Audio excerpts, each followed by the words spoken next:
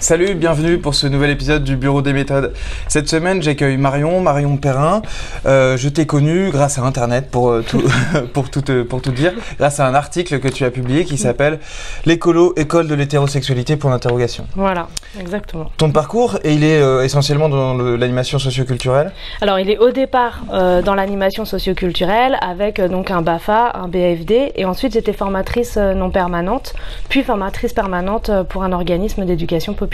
D'accord, et tu as fait de la recherche aussi? Voilà, alors parallèlement j'ai un fort ancrage dans le milieu militant féministe et antiraciste, et on va dire que c'est là que j'ai commencé à vraiment travailler sur les rapports de domination, et puis du coup j'ai voulu que mon cursus universitaire en fait s'ancre dans ma pratique de terrain. Pour moi c'était très important de faire des liens toujours entre ce que je vivais dans mon terrain et ce que j'allais après analyser dans mes recherches. Ton terrain d'observation, ça s'est orienté rapidement vers les colonies de vacances. Ça a été mon premier, en fait, terrain d'observation quand j'ai fait un master, donc en études de genre et rapports sociaux de sexe, mention sciences de l'éducation.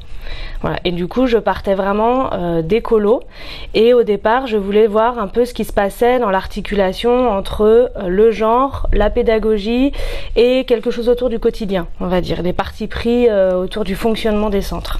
Alors, qu'est-ce que tu as pu observer d'intéressant dans les colonies de vacances? Alors, ce qu'on peut dire par rapport aux colonies de vacances, c'est que ce sont des lieux, ce sont des espaces-temps quand même très particuliers, très circonscrits et qui rassemblent en un même endroit pour un temps très court et très intense des gens qui ne se connaissent pas.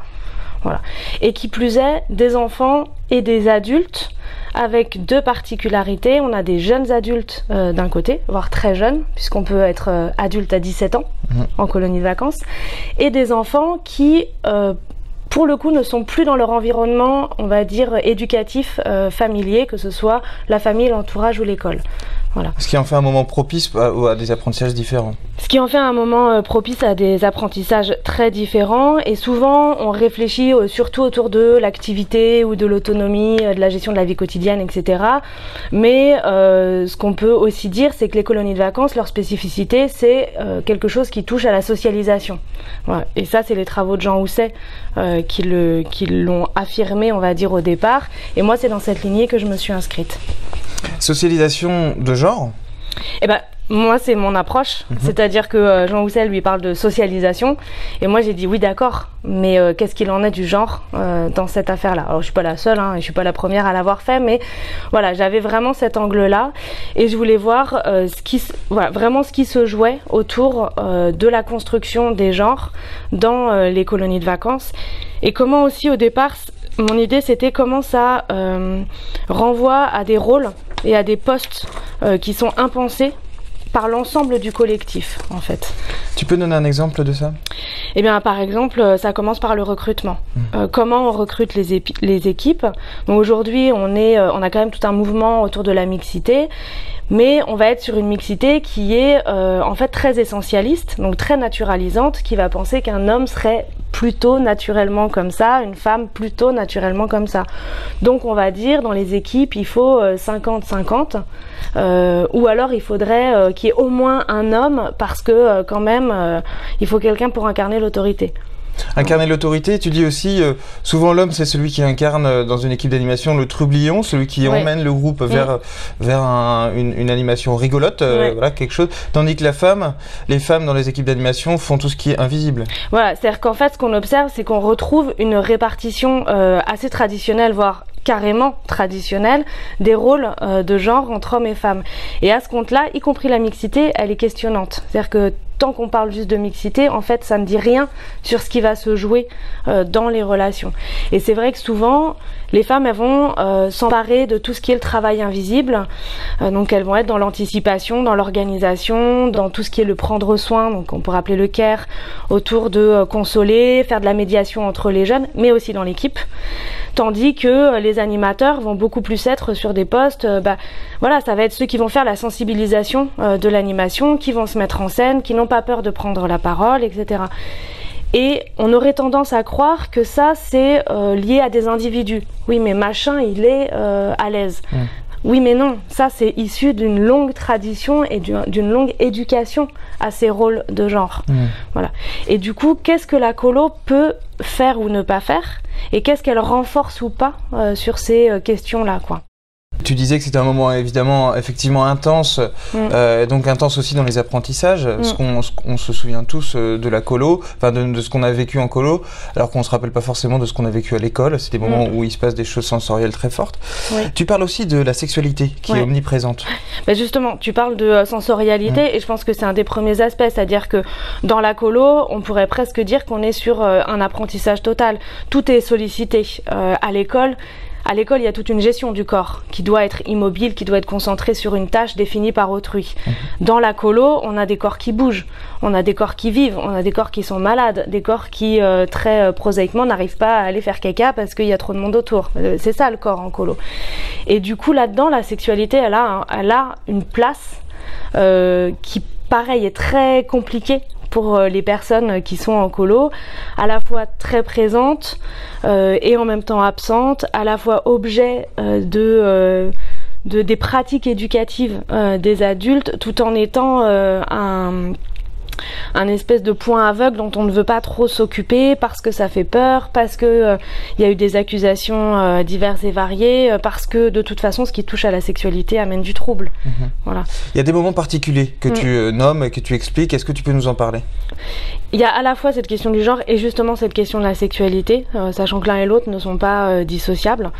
Et par exemple, la boum est un moment particulièrement intéressant à étudier de ce point de vue-là, puisque là, tout ce qui en fait est relégué pendant le reste de la colonie de vacances, où on ne veut surtout pas voir de sexualité, là on la met en scène, elle est complètement ritualisée, et en fait on a un ensemble de personnes qui y participent, y compris extérieures à la colo. Je parle notamment des parents qui mettent, ça m'avait beaucoup frappé, qui mettent dans la valise de leurs enfants la tenue de boum. Les enfants savent pas trop à quoi ça va servir, ils ont 6, 7 ans, 4 ans, c'est leur première colo. Et ils se retrouvent avec une tenue de boum. Donc ils savent déjà qu'il va y avoir quelque chose. Ça existe, oui, mais ça c'est des observations de terrain. C'est des choses que j'ai pu voir moi dans mes pratiques. Donc on a des parents qui vont contribuer à cette érotisation, et je mets pas du péjoratif derrière, mais à cette érotisation du corps de leurs enfants en fait. Et ça va être relayé par les équipes d'animation qui vont mettre en place parfois des jeux, parfois des rituels. Moi j'ai vu sur un centre de vacances des mariages qui étaient organisés avant la boum. Voilà, mariage. Donc l'animatrice qui pour le coup officiait au mariage avait mis les garçons d'un côté, les filles de l'autre, et pouvait se marier. Et c'était très, pour moi, très éloquent. On était en 2013, en plein sur les débats autour du mariage pour tous et de l'ouverture du mariage à l'égalité des droits.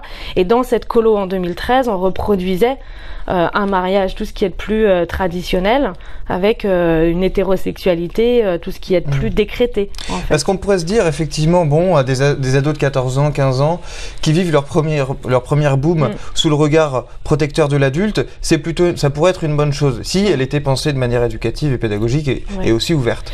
Et je pense pas que le regard protecteur de l'adulte, enfin, il est là tout le temps, mais je pense pas que ce soit à ce moment-là qu'il soit agissant.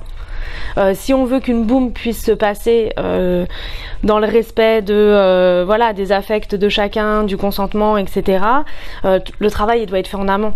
Il n'a pas lieu à ce moment-là. Et ça pose justement des questions sur d'autres moments de la colo, parce que là on parle de la boum qui est vraiment le point d'orgue. D'ailleurs ça arrive à la fin, souvent. On crée les couples et puis le lendemain on se sépare.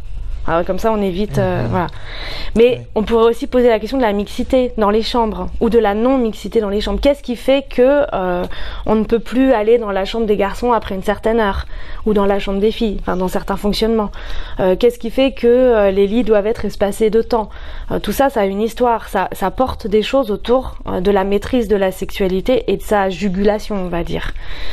Est-ce que tu pourrais conseiller les animateurs et animatrices qui nous regardent sur des attitudes, des pratiques à avoir pour éviter ce genre de transmission ? Déjà, je pense qu'il faut commencer par travailler sur soi et aussi sur le soi collectif de l'équipe. Par exemple, très fréquemment, je suis frappée par les premiers échanges qu'il peut y avoir pour faire équipe et qui vont être donc autour, voilà, on boit un coup ensemble le premier soir de préparation et puis en fait, au bout d'un moment, c'est des blagues et des blagues sexistes qui vont sortir, voire des blagues homophobes. Bon bah, qu'est-ce qu'on pose là en termes de culture commune et d'identité professionnelle? Voilà, donc déjà à un moment donné, il faut travailler sur ça, sur soi. Et puis je pense qu'il y a vraiment une question autour des évidences. Le problème de la norme, bah, c'est que c'est normal. Voilà, c'est normal, on le voit bien, on le dit bah oui c'est normal, c'est naturel. Et donc non, ça génère de l'impensé. Et ça génère de l'impensé. Or non, tout ça c'est du construit, tout ça c'est du culturel. Donc qu'est-ce qu'on veut en faire? Si on veut en faire quelque chose. Parce qu'après c'est quand même des questions politiques. Alors en quoi tout ce qu'on vient de dire là, ça procède d'un processus d'éducation populaire? Alors, et ça va faire le lien avec la question d'avant, je pense aussi que ces questions-là, elles poussent à être créatif. Et l'éducation populaire, je pense aussi que c'est un champ de créativité. C'est un espace d'émancipation, c'est un espace de conscientisation et pour ça il faut mettre en place un certain nombre de choses. On le voit, il n'y a pas d'éducation populaire, il n'y a pas de mouvement qui ne réfléchisse pas aussi à la question de la formation. Voilà. Et du coup je pense que ces questions-là, elles invitent à encore plus réfléchir, à prendre conscience pour soi d'abord, à s'émanciper soi-même, pourquoi pas à proposer des pistes d'émancipation pour les jeunes qu'on accueille. Et puis aussi, l'éducation populaire, elle pose quand même cette question du savoir et de d'où vient le savoir, qui construit le savoir. Et pour moi, c'est pas seulement une question de acquérir de nouveaux savoirs et de mieux comprendre la société, mais c'est aussi de produire des nouveaux savoirs et d'avoir des lieux d'élaboration de la pensée, quoi. Écoute, merci Marion. Merci à toi. Écoute, c'était un plaisir de discuter avec toi. Tous les articles disponibles de Marion, je les mettrai en description de la vidéo. Quant à vous, je vous invite, comme d'habitude, à partager cette vidéo avec vos collègues, amis, copains, copines, etc. À très bientôt pour un nouvel épisode. Salut Marion. Salut.